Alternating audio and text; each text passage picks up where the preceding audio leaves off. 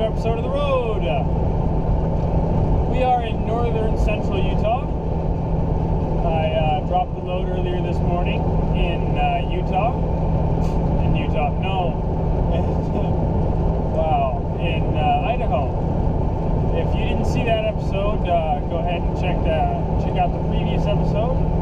I will put a link in the description to that, so you can go and see how I got up here, because it's very unusual that I ever get up into the Utah, Idaho. That was actually my first trip to Idaho.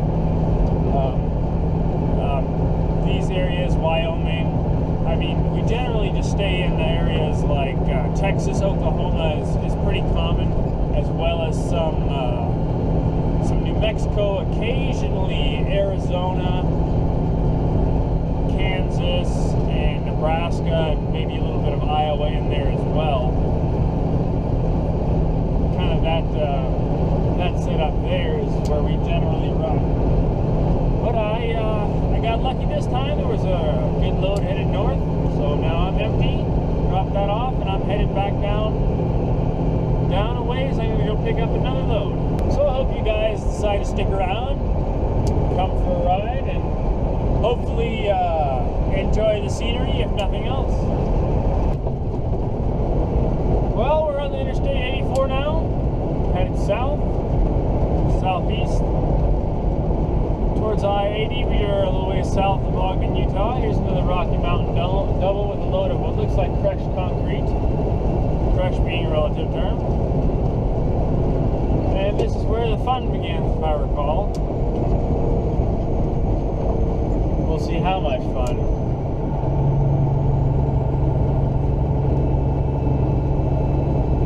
Okay, 55 for trucks. Great.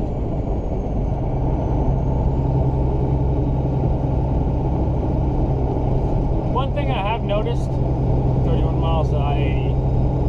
One thing I have noticed is you see the doubles around here. Sometimes you see these Rocky Mountain doubles. You have a pretty much full-size trailer, 48 or 53, with a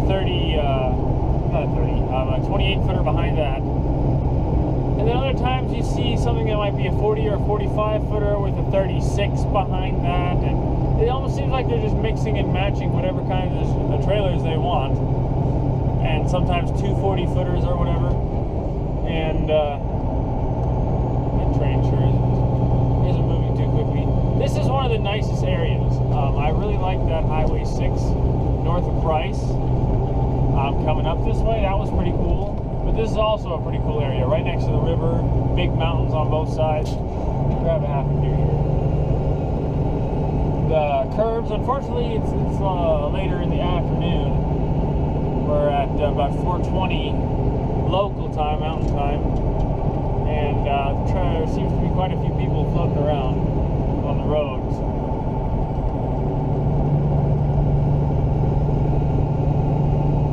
If there was no one around, I might be tempted to try and make NASCAR turns out of these, just for the fun of it. Little budget truck seems to think he's top heavy. Onions! Someone's dropping their onions.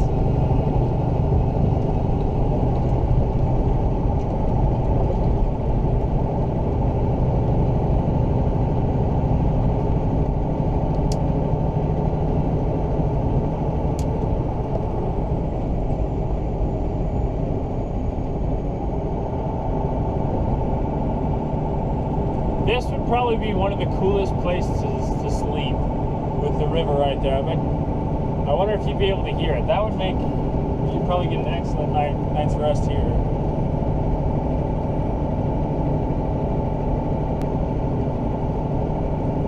Also, another thing you see out here is a straight truck, which would basically be a tandem, or sometimes triple rear axle. It's not a semi-tractor, it's a full truck, and they have a bed of some kind, be it a tanker. Well, actually, the one I saw was, the ones I keep seeing are tankers, where they have a tank on the back, as a body, and then, of course, a drop bar with a dolly, and then what looks to be maybe a 36 or 40-foot trailer. Of course, I'm sure it all depends on the application. Another thing I've realized, yeah, train horn. I'm not sure if you can hear that. You see some of these other trucks. There might be a couple coming up. Let me see. Once they get from behind the tree. All right, we have, of course, the normal company truck holding up the show. Some guy with double trailers passing him, how it should be, and another guy with double trailers there as well. Okay, now. Okay, so I did not see. You see these trucks here, of course, they got their steer axle, they have a drop axle, and then they have, of course, the tandem drive axles. With a trailer that often has 3 axles, which can be super singles or duals. You see a lot with super singles. A long, like 53-foot trailer with a triple axles, and then a 4th tag axle, a liftable tag axle all the way at the back. And I talked to one man today, and he said they could gross 106,000 pounds with that setup. Now that would be pretty cool. I know with the Canadian Super B, where you have, of course, you know, the just standard steer axle, tandem axle, triple axle first trailer, which is like a 36-footer, including the overhead axles protrusion for the back of the actual freight hauling part of the trailer, and then another 28 or 30-foot small trailer behind that with tandem axles. There you can, it's different for depending on which state, but most states, I believe the limit is 105,500 pounds. Some other ones you can go, I'm not sure, 106 or 107 with that setup.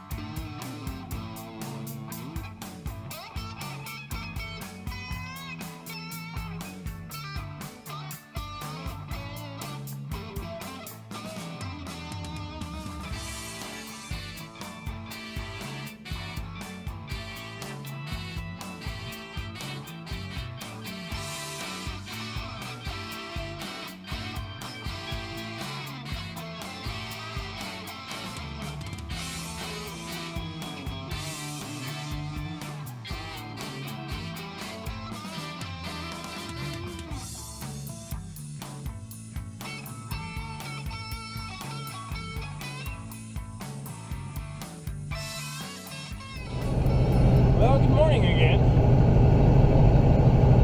We are in Green River, Utah. I keep saying Green River, Utah because our story, if you didn't catch that and see the previous episode, but yeah, Green River, Wyoming is where we are. Here on the Interstate 80. Oh, great, this is a tunnel. Once again, we got loaded late last night, and now we're picking up again this morning.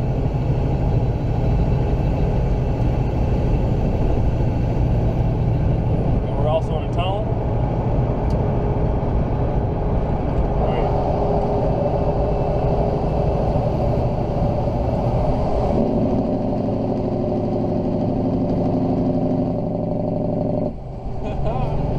The Jakes always sound so amazing in a tunnel. Never gets old.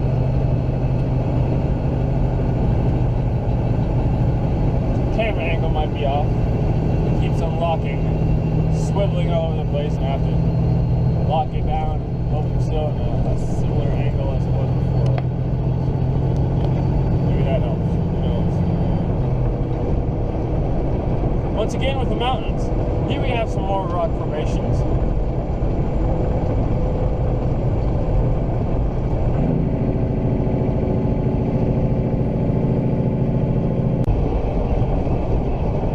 Well, we're still on the I-80 eastbound. There's trees here apparently. Still a little bit mountainous terrain. For the most part, well, you know, I think there's one mountain I still need to go over. But for the most part, I think the mountains are over with. I think. Well, I shouldn't say too much. I gotta go past Denver. I'm gonna go south to Denver on I-25, I believe. Catch I-70 from there, headed east. I'm gonna get off and go down, what is it, 287, I think? And going to western Kansas, southwestern Kansas. I apologize for the camera angles. Like I said, this thing keeps breaking loose and swiveling all over the place, and I have to match it back together. Unusual thing happened on the interstate not too terribly long ago. I was driving along. There was a little bit slower truck than I was. I moved over into the left lane. I was going to pass him, and I saw up ahead, it was fairly open up ahead, and somebody who was in the right lane suddenly moved over into the left lane. He was quite a ways away ahead, so it wasn't a big deal. But you see, he moved in the left lane, and now you can see there was a pickup truck. Broke down, or at least completely stopped, in the right lane. There was the driver was out behind it. He was behind the vehicle in the right lane. He's not on the shoulder at all. He's straight in the travel lane. He's waving his arms around. Stop, stop. I'm not sure.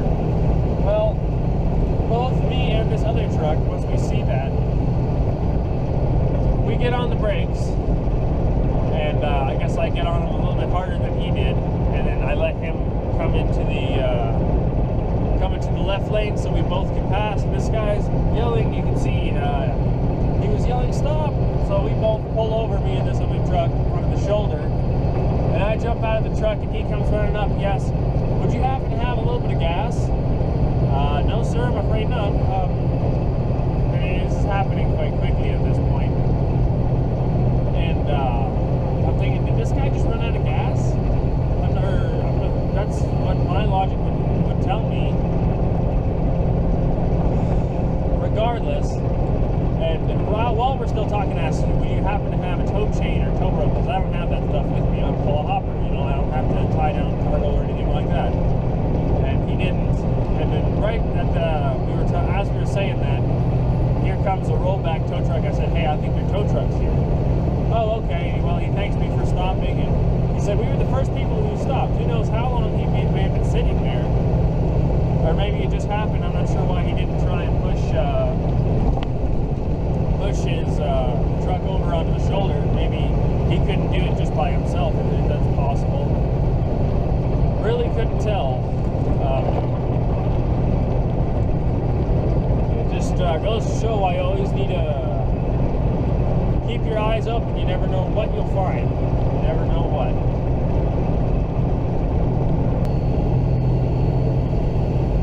Alright, well, we just went through Laramie, headed east. Poor visibility. And a width restriction. Thankfully, I'm not over width. We just, I think, passed exit, mile marker 317. And there's already quite the grade here. We were at 7,000 feet before we hit the grade. Okay, speed limit is 75, that's nice to know. We're now at 75, 35 feet. So we're going up now. I believe up ahead we're going to really hit the mountain. And I think that's a 6% grade. Last time I was here, I was loaded up as well, and I think 40-ish miles an hour is what I could do. Of course, it was running a little bit hot then. This time around, I'm not going to wring her neck quite as badly. We're going to, once we really get into it, we're going to back off the throttle to not run quite wide open. Just make it a little bit easier on her, not run too low RPMs. Turn the fan on soon once RPMs get a little bit lower. We are in what most people would call 12th gear, which is in my book just 8th splitter back, 1500 RPMs. Ease off. Now we're in direct. Bring it up to just 26 or so pounds boost. RPMs appear to be going up. It's not super steep right here, or it might actually be down. Probably not down. That would surprise me. We're still flying into the sky. 7,740 feet now, according to the GPS.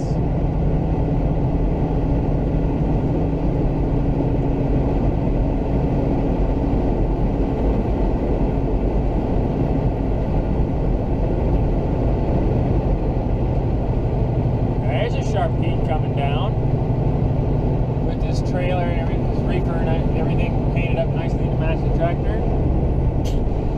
Another half gear, which really probably is not the smartest thing to do because the hill's too steep to hold it in this gear.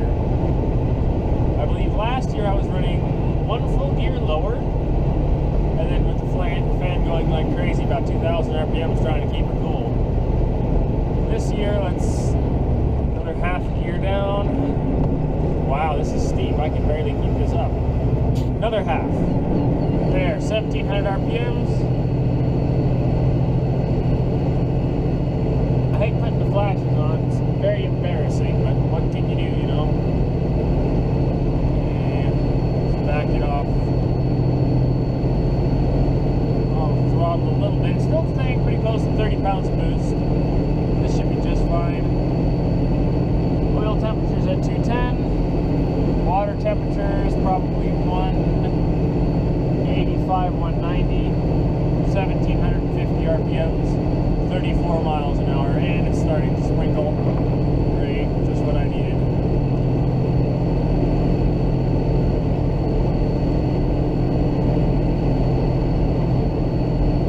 There's a mass of trucks behind me. I'm wondering if they're going to catch up or if I'm going to walk away from them in this way.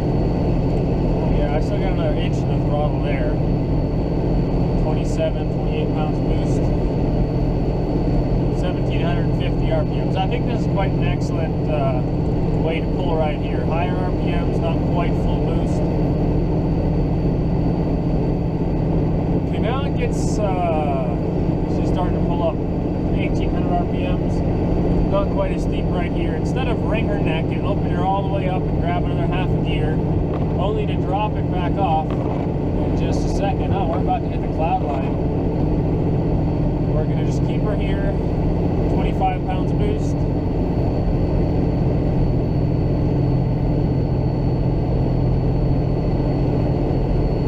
Almost seems like the water temperature is going down, 185 or so. Back down to 1,750 RPMs, 17 or so.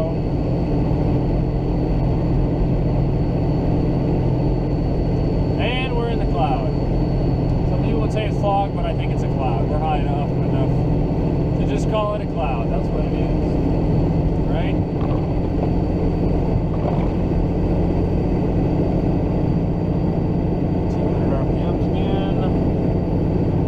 Temperature still holding steady at about 210 degrees. Let's see what the elevation is. 8233. Just flying up in the sky.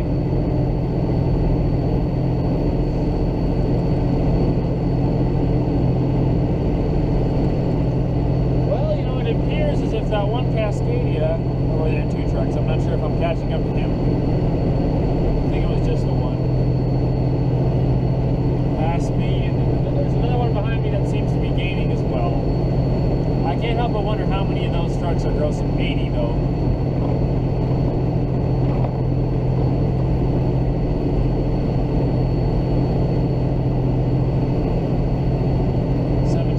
RPM still. Oil temperature seems to be fairly steady. It may have gone up a hair.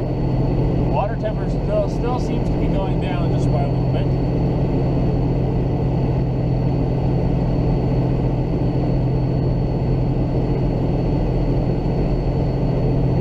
Happy Jack Road.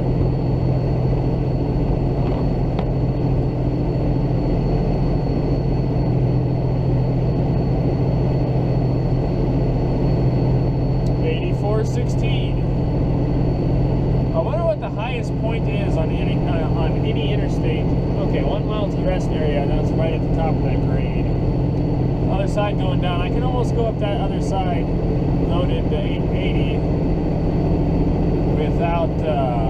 Well, sometimes you're in high gear, and sometimes you're in with the splitter back, so single over. But the other side is not that bad. And I'm sure this is actually not much of a mountain for most people. Originally, the plan was I was going to take a run down the I-70, load that in probably Spanish Forks, and then take the I-70 all the way over to western Kansas, but that's not the case, I loaded this in Green River, Utah. Not Utah, Blast! Wyoming. And I think I already told you guys this. I'll just keep repeating myself. Man, this is actually pretty sorry. You can't see jack. Road's kind of moist. Who knows what the temperature is?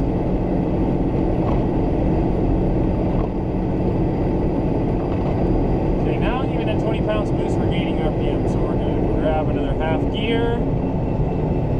Open her up, which worries the daylights out of me because terrible visibility. There could be an 18-wheeler cooked it down the other side too much jackknife and is blocking the whole road.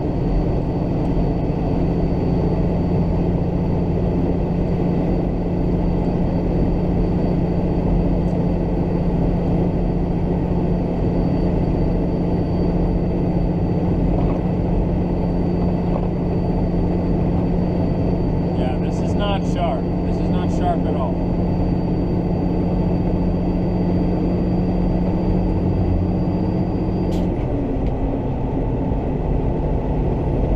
We turn that fan off. We're actually a hair under 180. Oil temp was about 110, or 210, 215. Transmission temp didn't get out of hand. Not even quite 200. I think that's a good way to go over hill, not wring her neck too hard. And here comes another thing that I would like to say. I have my flashers on, right? For a couple of reasons. I'm not sure if it's quite necessary in this fog. Let's turn those off because we're not going so slow no more. But well, there's other people that have got them on. Come on, man, pass. I'm not going to haul quite that much. Here he comes. Regardless, I'd love to have flashing, I don't want to say quite beacons, but not great, no more lane. Speed limit 75. Why do you have a variable speed limit? You can't see your hand in front of your face. Why wouldn't you drop that down to 55? Or 60, 65?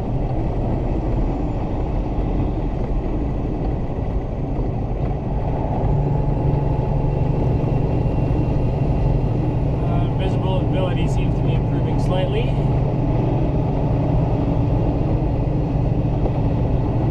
I'd like to have a bunch of flashing lights, those what heavy haulers generally have, so you can see they're around. Have those just for this kind of situation where there's limited visibility, but you don't want to run your flashers because you still need those to signal. So where you can have a bunch of flashing lights and see, oh, something's going on up there, slow moving truck or whatever, and still use your signal lights to make a lane change if you have to. I've been in quite the heavy rain where that would have been really nice.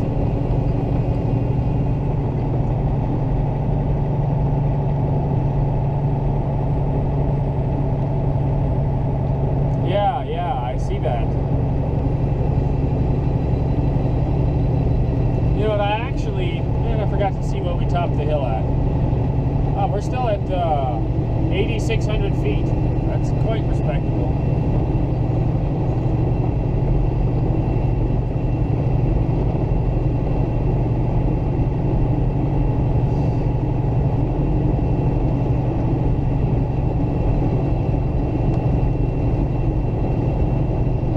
Ooh. This is some pea soup right here.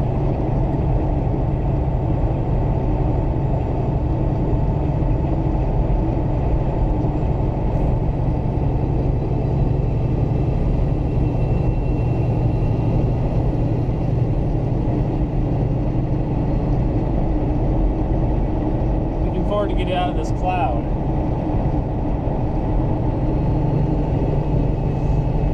So there we go, 65 is what they're saying now. Finally getting their head together. Now, what I was going to say is you see some of those signs, those billboards or signs beside the road where it gives you some kind of message. Saw a couple yesterday that were saying, or today, that were saying, slow down, enjoy Wyoming's scenery. I thought that was pretty funny. Unfortunately, now we can't. Well, guys, looks like we've pretty much reached the end of the adventure, or at least the mountainous part. That was the fun stuff right there. As far as we're still in Colorado, we're on the 287 headed south, and now we're pretty much more in the plains, kind of hilly area of Colorado, headed for Kansas. So not sure there's much more to say. It always feels like I'm missing something, like I forgot something, I wanted to say something. Regardless, there's quite a bit of truck traffic on this road. The speed limit's only 65. Really, they should add more passing lanes and that kind of stuff, because there's quite a few trucks running around.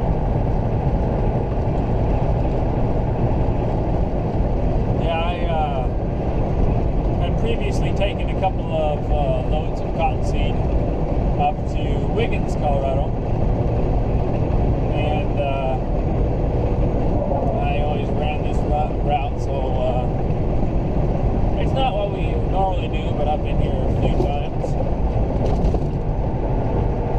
Well, instead of me sitting here and just trying to make small talk, I guess we'll wrap things up, guys. I appreciate you coming along for the ride.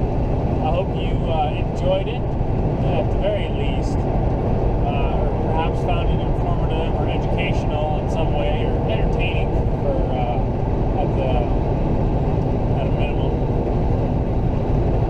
I had to change a fuel filter back in Denver. I was thinking, maybe I could record something like that, but honestly, I didn't have a huge amount of time. Alright guys, once again, I appreciate you sticking around and watching. Hope you guys had a good time, like I have. So until next time, remember, God is awesome. Listen to your engine, treat it well. Be careful, drive safe, and have a good one.